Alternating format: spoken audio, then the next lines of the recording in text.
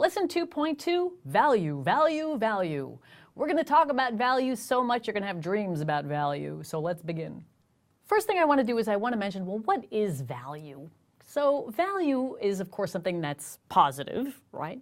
And the value of a service is defined as the level to which a service meets the customer's expectations. Okay, well, that's like a little fuzzy, but let's dive a little deeper. So value is often measured by how much the customer is willing to pay for the service, rather than some specific dollar amount or some intrinsic attribute of the service itself. Let me explain a little bit more. Value, by the way, is not always about the cheapest option. For example, I know some people who are totally happy with a $15 haircut. And I know some other people who really want to spend $250 on a haircut. And if you think about it, the outcome, cut hair, is pretty much the same. But for one person, the value is $15. Like to them, paying less is more important to them. But to other people, spending more because it makes them feel fancy and it's a way for them to pamper themselves a little bit, like that is of more value to them. So value is not really always about the cheapest option. So we'll talk more about that in a second. Let's talk about how you create value. So up here in the top in this yellow box, you'll see the definition of a service. So we've seen this already, but it doesn't hurt to have a little bit of refresher. And it says services are a means of delivering, there's that word, value to customers by facilitating the outcomes customers want to achieve. But the customers, they don't want to own the costs and risks. They just want to spend money, give it to the service provider, and just say, make this go away. Here's the thing. The value of a service is influenced by a few things. So again, the only person who can determine whether or not your service is valuable to them or not is going to be a customer. They're the only person who can determine whether or not your service offering is valuable. Down here on the side of the slide, I have pictures of food because I'm always hungry, but other than that, because I want to just sort of get you to think about why somebody might go to a restaurant. So the reason why you'd go to a restaurant is because either you don't feel like cooking yourself, or you don't have time to clean up, or you're just kind of trying to get someplace quickly and you just kind of want to hit a drive-through. But either way, it's just about somebody's going to do something for you. They're going to make food for you, and basically you pay the service provider money, and then what do you get in return? Food. And you don't have to clean up, you don't have to cook, you don't have to think about the ingredients list, you don't have to think about going shopping, you just eat and you move on with your life. It's great. And some people want a quick $4 meal, and some people want to have a $300 sit-down multi-hour thing. It really just depends. The value of a service to a customer, because they're going to be the only person who can determine whether or not your service is valuable to them or not, is based on or is influenced by, number one, the customer's perceptions of what is or what will be delivered. If somebody only has $5 in their pocket, chances are they're going to hit a fast food drive-through. They're not going to go to a white tablecloth kind of place. Or if somebody is trying to impress their future in-laws, they're not going to take you to the drive-through. They're going to go to a really nice restaurant, right? The customer's going to have a perception about what the service provider, the restaurant, is going to offer. That's going to sway the customer's idea of whether or not the service is going to be valuable to them or not. Also, customers have pre-established preferences. So for example, if you are a vegan, so you're only going to eat vegetable matter, you're not going to eat anything that has anything to do with animal products whatsoever, that's your pre-established preference. And there's probably not very much that a service provider, a restaurant, can do to change your mind about being a vegan. So if you are hungry, you are probably going to be looking for a vegan establishment or a restaurant that has food that you can eat. But if you're probably not going to go to a steakhouse, chances are. Now, what happens if that steakhouse is having all you can eat T-bone steaks for free on Tuesday night? Totally 100% for free, all you can eat T-bone steaks, but you're a vegan. Is there anything of value to you at that steakhouse? No, but it's free. It doesn't matter if it's free. I can't eat it, so it's not of value to me. Even though nothing is cheaper than free, it's still of no value because of my pre-established preferences. I'm a vegan. The third thing is the actual business outcomes, meaning what happened if you actually did go to that service provider, if you actually did go to that restaurant, did you have a good experience? What was the business outcome? Did you have a bad experience? Did you have an experience? So if you had a great experience, then you may say, hey, for next time, let's go back to that place. I had a good experience. I perceived the value as high. Or, oh, the server was mean and they never refilled my iced tea and I'm never going back there again. Okay, fine. Well, that was the business outcome that you had, so you're not going to go back there. Great. So these three ingredients are ways that a customer can evaluate whether or not a service is going to be valuable to them or not. Have a little red pencil there, so you need to remember that the customer's perceptions, as well as the customer's pre-established preferences, as well as the actual business outcomes, are all things that a customer is going to think about to determine whether or not your service is going to be valuable to them or not. So please make sure that you know those three items. Since we've talked about how to create value, it's time to learn how to calculate value. Value has two components, and we call those two components utility and warranty. So the utility of a service, over here on this side of the slide, simply means, does this service do what you need it to do? Or we can just kind of say it easily and say that, is this thing fit for purpose? Does it do what you need it to do? And so if a particular service or a system or an application or a gadget does what you need it to do, we're going to say it has high utility. Some gadgets have the attribute of warranty. And warranty means, will this thing be up and running when you need to use it? Will it be usable when you need to use it? Meaning, will it be available when you need it? Will it have sufficient capacity? Will it be dependable in terms of its continuity and security?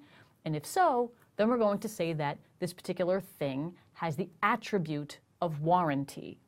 So let's apply this a little bit. If recently you've bought a big screen TV, for example, and let's pretend that you bought that big screen TV from Best Buy. Before you decided to buy your big screen TV, you were probably sitting in your home and you were thinking, oh man, I would love to have a big screen TV. Man, it would just look so great on this wall. I would love to have a big screen TV. And I can't wait to watch sports in HD on my fancy big screen TV. Wow, that would just be so great. I would love that. So you have a list of requirements. Those list of requirements are, you want a thing, a noun, on which you can watch sports in HD, and that's what you're looking for. So you drive to Best Buy.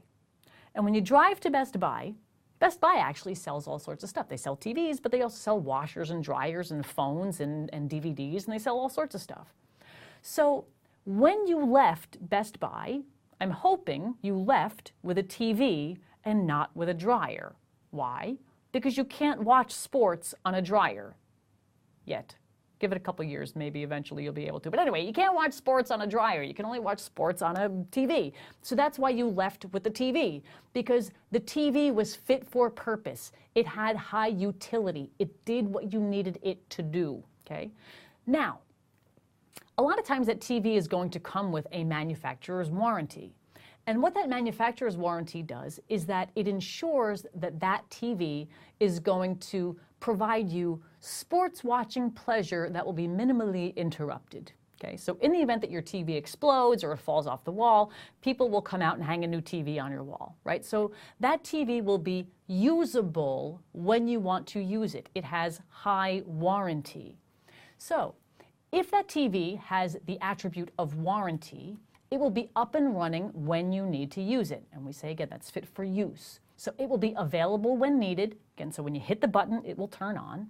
It will have sufficient capacity, so if you want to watch all 6 Star Wars movies back to back, you can, and the TV will be able to survive all 6 Star Wars movies. And it will be dependable in terms of its continuity, which means if it breaks, somebody will come out and replace it, and it'll be secure. I don't know if people are hacking TVs yet, but soon. So anyway, will this TV be up and running when you need it? Yes, then it's usable, and it has the attribute of warranty. If something has utility and warranty, value is created. For the exam, you'll need to know that utility means fit for purpose, and that warranty means fit for use, And that warranty also means that this particular thing will be available when needed in sufficient capacity. It'll be dependable. It'll be up and running when you need to use it. And you should also just try to remember that the formula for calculating value is utility plus warranty. So that box there on the bottom. Let me give you kind of a goofy way to remember this. It's probably not going to help too much, but I'm willing to throw you as much ammo as I can that'll hopefully help you in the heat of battle. I'm not going to say this is witty. It's kind of dorky, but we'll see if it helps you out.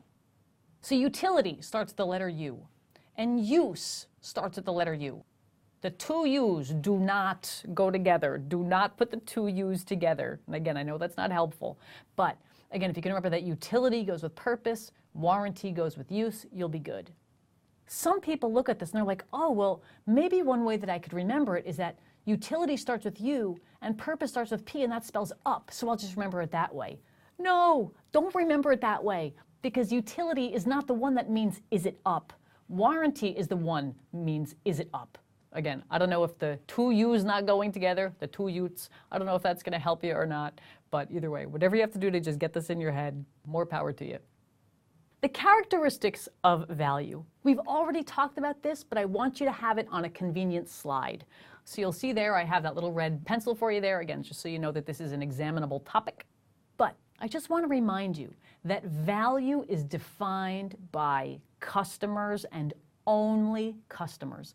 So only a customer can determine whether or not your service is valuable to them or not. It's in the eyes of the customer. Like beauty is in the eye of the beholder, it all comes down to the customer.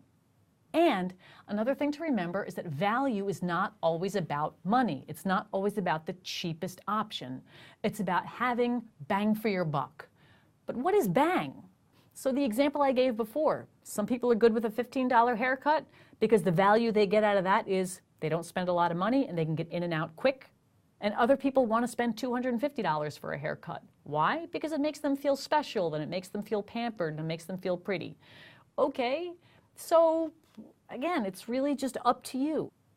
But it's not always about the cheapest option. Again, sometimes you want a fancy car, you don't want a crummy car, so it's worth it to spend more because it makes you feel funky having a nicer car, right? So it's not always about the cheapest option. One last little thing I want to mention about value is how organizations create value. Now, this is going to seem a little weird, but just go with it. So one thing I want to mention is that organizations have stuff. Organizations have things in their hands, and we call those things that organizations have, we call them assets. And sometimes you'll also see this referred to as service assets. But again, we can just call them assets here. And assets just means things your organization has. Now, traditionally, when you think of assets, we think of things that you can touch, tangible things that your organization has. But in this version of ITIL, we also like to expand that a little bit. And we also like to think of the things that your organization has also can include the intangible things, the skills and abilities of the people who work for your organization as well. Organizations have assets, and assets come in two flavors. Tangible things, things that you can touch, and intangible things like skills and abilities. And ITIL's overly complicated terminology for that, because again, ITIL can't say tangible and intangible, it has to use more complicated words. So it uses the terms capabilities and resources.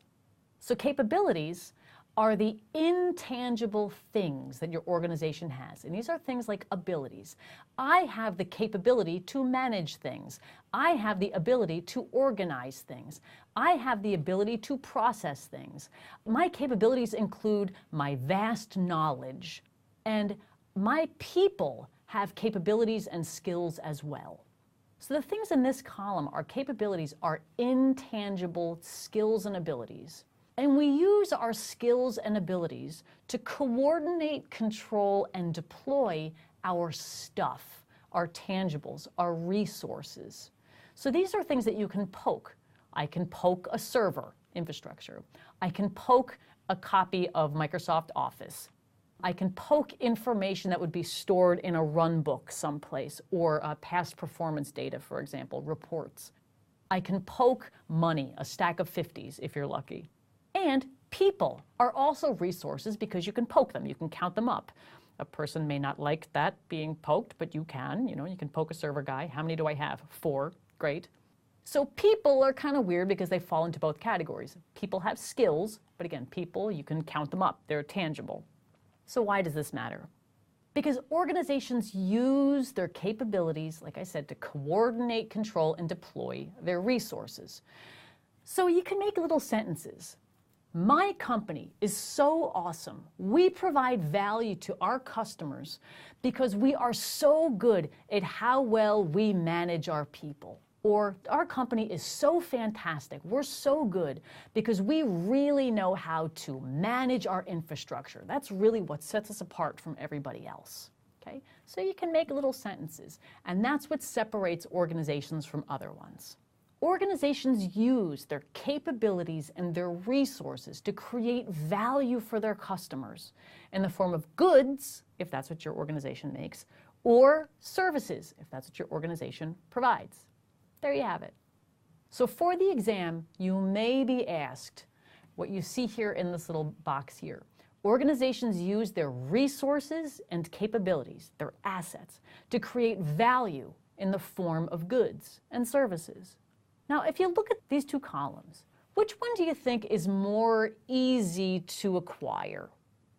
The answer is actually resources. These are easier to acquire because you could go to a store and you could buy a server, or you could go to a store and purchase an application, or you could hire some people, right? So, these are tangible things. Those are relatively easy to acquire. But these skills and abilities, these are more difficult to acquire because these are things that are acquired over time. They're skills. Why is this important? Why are we talking about this here as we're talking about value?